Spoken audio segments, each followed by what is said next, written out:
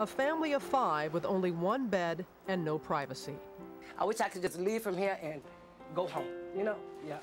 The Henrys say the worst part of living in a boarding house is having no place to call home. I'm tired of moving.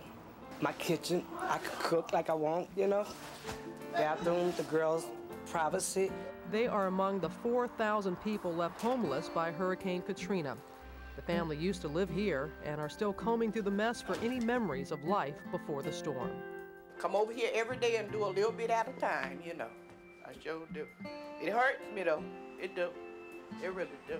Old man always told me no matter how bad the road get, you just got to pick up your pieces and we keep on moving on, because life goes on. I'm moving to the village over here today, and my wife and my 2 daughters are going with me. The village is the first sign of downtown Pass Christian coming back to life after 75% of its homes were wiped off the map. I want them sheets military style. Yes, sir, Sergeant. For now, residents will call these simple structures home. The one-room dwellings are basic, but still a vast improvement for these Katrina survivors. So our focus was to take care of our residents and get them with a roof over their heads so that they would not be sleeping in cars or in the backs of trucks or in tents or in a shelter where they have to share even their most private moments. It took a battalion to build this village. The Seavies are the Naval Construction Battalion. Funded by FEMA, the village was built by the Navy Seabees and is run today by AmeriCorps volunteers. I really feel like this is our generation's time to step up and get involved in some ownership of the country. I'm a single parent of 3 sons. My 2 of the oldest sons live with me here on the Gulf Coast. As you can see, that's the Gulf of Mexico right there, and I'm standing right here on my condo, where the condo used to be. After Katrina leveled their beach condo, Mark's sons found refuge with their classmates, and he ended up in a shelter, alone and without his boys. The main thing is, me and my sons did have enough sense to evacuate the area that's close to the beach, and we have our lives, and we're healthy, and we're going to start from there. Now, the village will reunite them under one roof. In the midst of disaster, recovery can begin. It kind of reminds me of maybe being on a set of MASH. See all these green tents. It's kind of really neat. Somebody's put a lot of hard work and effort in putting these up for us, and I could get some sort of family togetherness, and I think it's a positive step. Terry Knight's agony began 2.5 years ago when her former husband, Manuel Gehring, confessed to killing their 2 children, 14-year-old Sarah and 11-year-old Philip. Nobody should be capable of something like that, especially someone who you know, spent years with. Gehring said he shot the children in New Hampshire, but buried the bodies somewhere along his drive out west.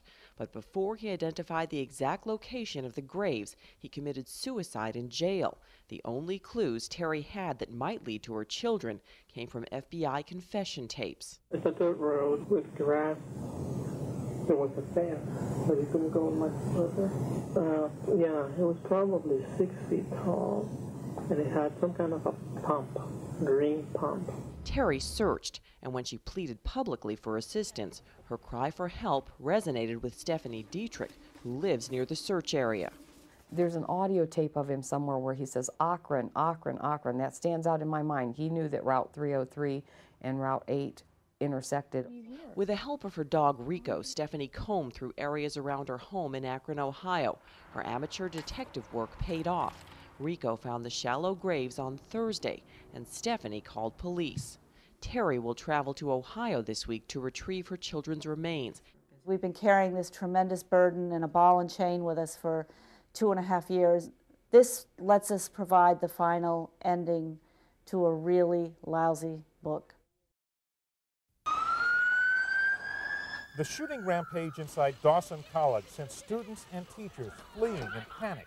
Witnesses say it began when the gunman, who had a mohawk haircut and wore combat boots and a black trench coat, pulled up in a car, got out, and began firing an automatic weapon. I was walking down the escalators and someone got hit beside me and ran down full of blood, and I just went into a classroom, and then we put tables and stuff in front of the door, and then the police came to get us about 20 minutes later.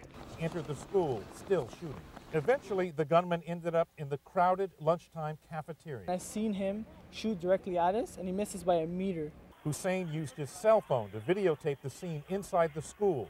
You see police officers poised to shoot. Some students were able to escape, but others were trapped inside their classrooms, terrified as the shooting went on and on. There was blood all over the floor, like someone had been dragged. Police finally cornered the gunman in the cafeteria and ordered him to put down his weapon. When he didn't, they shot and killed him. In a country where violent crimes with guns are rare, many here are stunned by what happened at Dawson College. It's difficult to think that there could be any motive that's rational, given what we've witnessed today.